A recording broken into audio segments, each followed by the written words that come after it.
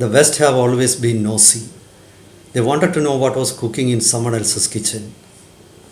They would poke their nose into the internal affairs of someone else, despite getting rebuffed at times. The same is happening in the case of Arvind Kejriwal also.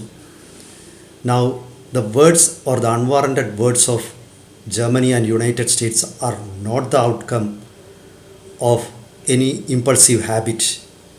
Those words are part of a well thought out strategy.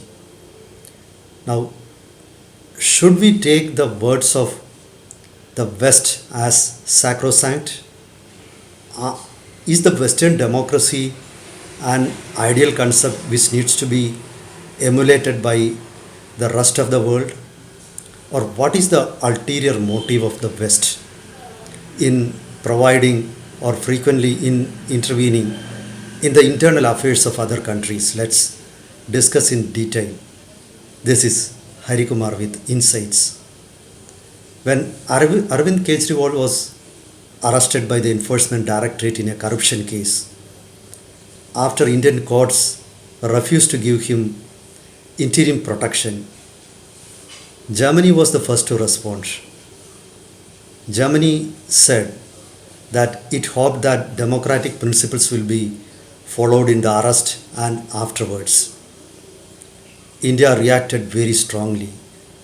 The government of India summoned the deputy mission chief of Germany in Delhi and reminded him that the words of Germany amounted to intervention in or a blatant intervention in some other countries' internal affairs.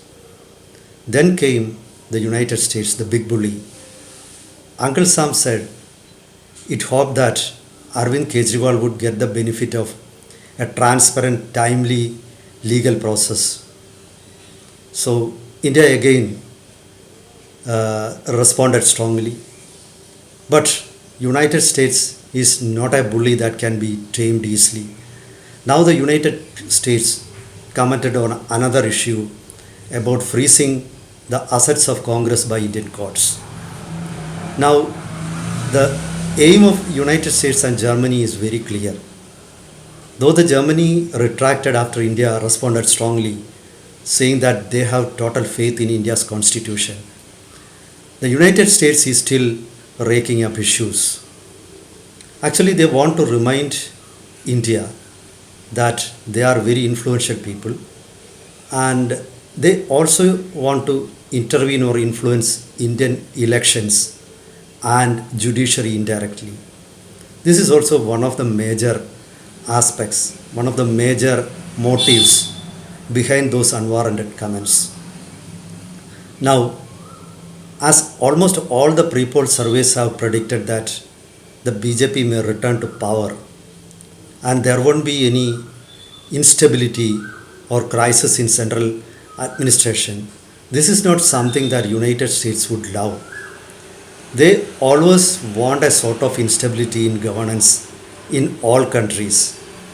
If there is a strong government, United States will have little chance of intervening in the internal affairs of other countries and influencing their policy making. So they always love some amount of instability, and they want that to happen in India also. The second thing is that by intervening in or commenting on certain issues, they wanted to make the opposition feel that the United States always supports them and gave them some courage. And the United States also thinks that their comments would fuel some level of protest in India, and especially while the followers of Arvind Kejriwal have raised some protest in some parts of the country. United States expects that their comments would strengthen the protest and will lead to some sort of chaos. Now the US wants, they know very well that the BJP may return to power, but they want some amount of negativity or some distraction that will help the opposition also. So they want the opposition to feel indebted to them. This is one of their goals in making such comments. Now, what about the democracy of United States? The fact is that uh, during the last presidential elections, many independent observers around the world pointed out that if the democratic system practiced in United States were in any other country, the elections would have been declared illegal.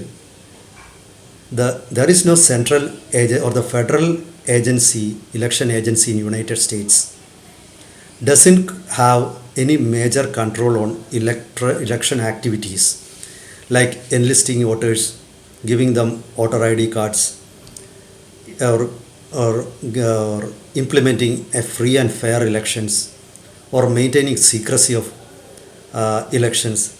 All those aspects are being taken care of by state agencies.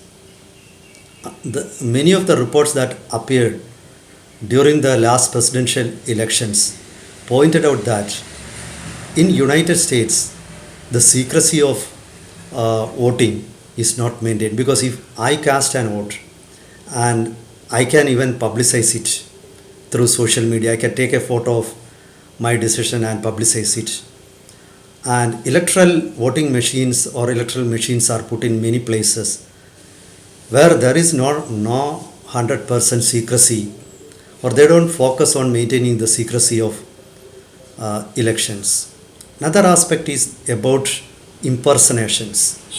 There have been many complaints that many of because the voters do not possess identity cards with, many of the voters don't possess ID cards with photos. There is a great chance for impersonation in United States. In certain states in United States, you need not have an ID card except for the first time when you cast vote. In the subsequent times, you do not need to produce your election ID card also.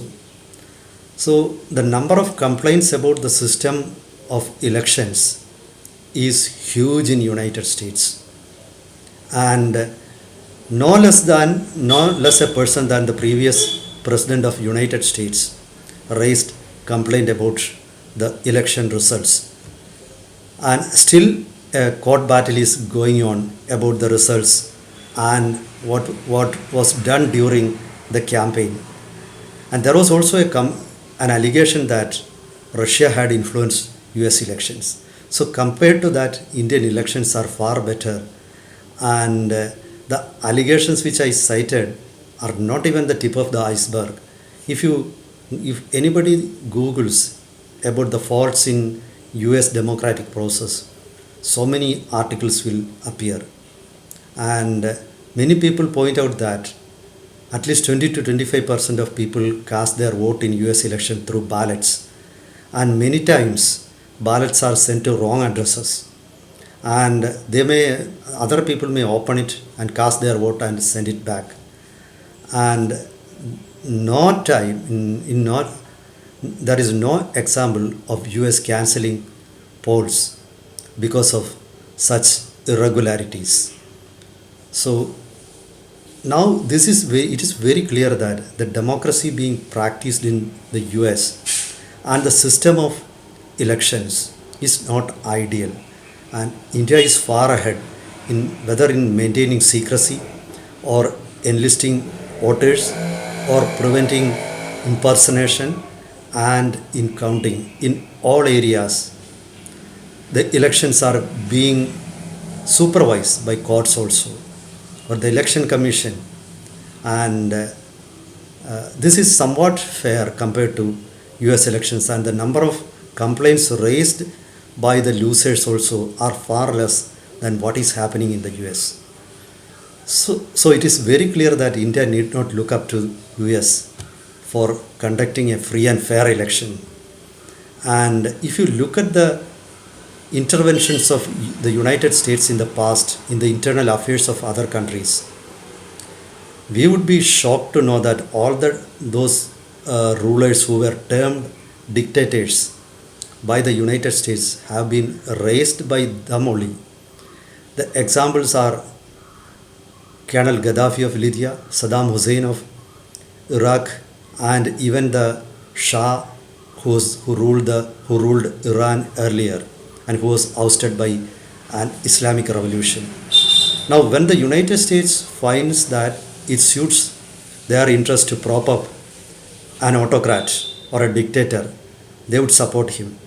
And when they find that he is of no use to them, he is of no use to their interest in protecting their interests, they would throw them out. So this has been happening for a long.